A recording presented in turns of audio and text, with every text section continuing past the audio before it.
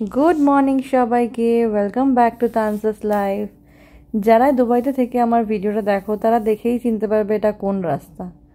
দুবাইতে আসার পর এটা হচ্ছে সবথেকে মেন রাস্তা, যেটা আমাকে তো প্রায় রোজই আমি দেখতে পাই আর এর উপর দিয়েই যাতায়াত করতে হয়। এটা হচ্ছে শেখ জায়েদ রোড। বাঁ দিকে যে বিল্ডিংটা দেখতে পাচ্ছ সেটা হচ্ছে জাবিল, দ্য ওয়ান জাবিল। বিল্ডিংয়ের স্ট্রাকচারটা কি অদ্ভুত। আমি যখন প্রথম এসেছিলাম দুবাইতে, আমি খানিকক্ষণ ধরে তাকিয়ে তাকিয়ে দেখতাম যে মাঝখানে যেটা সেটা ঝুলছে কী করে, আর সেখানের ওপর দিয়ে যদি কেউ হাঁটে সে তো পড়ে যাবে।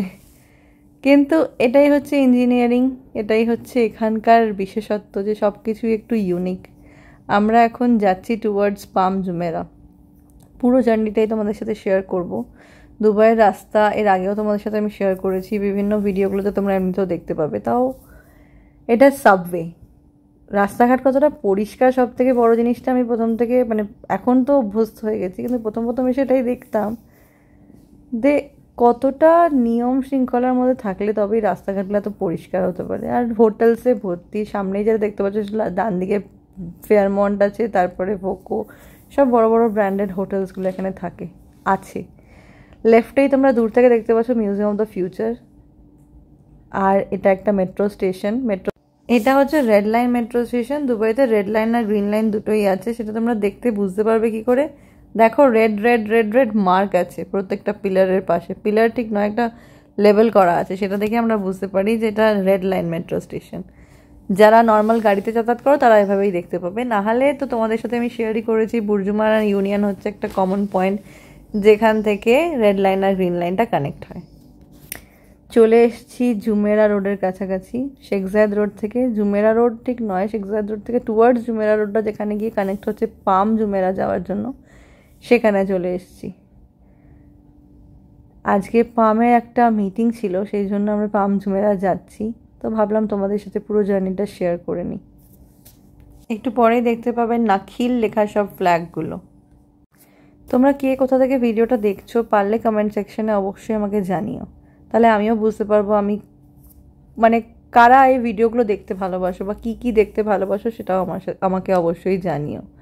যতটা সময় পাই, অনেক কমই এখন ভিডিও দেওয়া হয়, শর্টসগুলো মাঝে মাঝে চেষ্টা করলে দিই সময় পেয়ে, কারণ মাঝখানে প্রচুরই ব্যস্ত হয়ে গেছিলাম কাজের জন্য। তোমরা হয়তো জানো, অনেকেই সবাই জানো যে আমি যেহেতু জব করি খুব একটা সময় দিতে পারি না, তাও চেষ্টা করি ফিরে এসে রাত্রিবেলা হলেও ভিডিওটা এডিট করে ভয়েস দিয়ে পোস্ট করার। তোমরা হয়তো অপেক্ষায় থাকো যে নেক্সট ভিডিও কবে আসবে।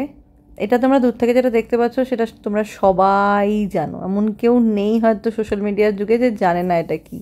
এটা হচ্ছে the one and only 7 star hotel Burj Al Arab. চলে এসেছি পাম জুমেরা আইল্যান্ডে। প্রথম যখন পাম জুমেরা আইল্যান্ডে আসতাম মনেই হতো না যেটা একটা আর্টিফিশিয়াল আইল্যান্ডের মধ্যে পুরো সেট আপটা করা হয়েছে। আমরা যেখান দিয়ে যাচ্ছি এটা একটা আর্টিফিশিয়াল আইল্যান্ড। ওপর থেকে কখনো যদি তোমাদের এই ভিউটা দেখাতে পারি, যেমন বুর্জ খলিফার উপরে যখন গেছিলাম তখন ওর ওপর থেকে পুরো দুবাই ভিউটা দেখতে পাওয়া যাচ্ছিলো, সেরকম এখানেও পাম ভিউ দেখার জন্য কিছু স্পটস আছে। সেই স্পটসে যদি কখনো যাই তোমাদের সাথে শেয়ার করবো ওপর থেকে জিনিসটা সত্যিকার রিয়েলি কেমন দেখতে লাগে। আমি ছবি দেখেছি প্রচুর, কিন্তু চোখের সামনে থেকে দেখা হয়নি। যখন নিজে দেখবো তখন তোমাদের সাথে শেয়ার করব। সামনে যে বিল্ডিংটা দেখতে পাচ্ছ এটা হচ্ছে নাখিল মল। নাখিল মলের একদম টপ ফ্লোরে হচ্ছে হেলিপ্যাড, হেলিকপ্টার দাঁড়ায় ওখানে। মাঝখানটা হোটেল, নিচে মল, সেন্ট রেজিস হোটেল। এটা পাম জুমেরা সেন্ট রেজিস হোটেল যদি বলতে চাও, এখানেই হোটেলটা আছে, ওপরে মল আছে, ওপরে হেলিপ্যাড আছে আর নিচে মল। বিল্ডিংটার নামটাই নাখিল মল হিসেবে পরিচিত, কারণ এই পুরোটাই নাখিল আইল্যান্ড। যখন ওখান দিয়ে আসলাম অনেকগুলো ফ্ল্যাগ দেখতে পাচ্ছিল, হয়তো খেয়াল করেছো কিনা জানি না, দেখো লেখা আছে সেন্ট রেজিস। দুবাইতে আসার পর কিছু আমি নতুন এক্সপিরিয়েন্স যেগুলো আমি পেয়েছি বা আমার যেগুলো ভালো লেগেছে বলতে পারো, সব থেকে আমার যেটা ভালো লাগে সেটা হচ্ছে এখানে রাস্তায় যখন পেডেস্ট্রিয়ানের ওপর দিয়ে যদি কোনো মানুষ হেঁটে যায় তো তখন তোমাকে গাড়ি দূর থেকে দেখতে পেয়ে পেডেস্ট্রিয়ানের কাছে গিয়ে স্লো হয়ে যেতে হবে। কেউ যদি ওই জেব্রা ক্রসিংয়ে পা দিয়ে দেয় তাহলে তোমাকে দাঁড়িয়ে যেতে হবে। এখানে যারা হাঁটে, যদি হাঁটার রাস্তা গ্রিন থাকে সেখানে তোমাকে দাঁড়াতে হবে না যে গাড়ি আসে তাড়াতাড়ি চলে যায় বা কিছু, তুমি আরামসে রাস্তা ক্রস করতে পারো। আর এখানে রাস্তাঘাট ট্রান্সপোর্টেশন নিয়ে তো কোনো কথাই হবে না। এটা হচ্ছে মোনোরেল লাইন। আমার ফার্স্ট টাইম মোনোরেল চড়া দুবাইতে এসেই। হয়তো আরও বিভিন্ন দেশগুলোতে মোনোরেল আছে, কিন্তু সেই ফার্স্ট এক্সপিরিয়েন্সটা আমি এখানে এসে করেছিলাম। এটা পামেই আছে।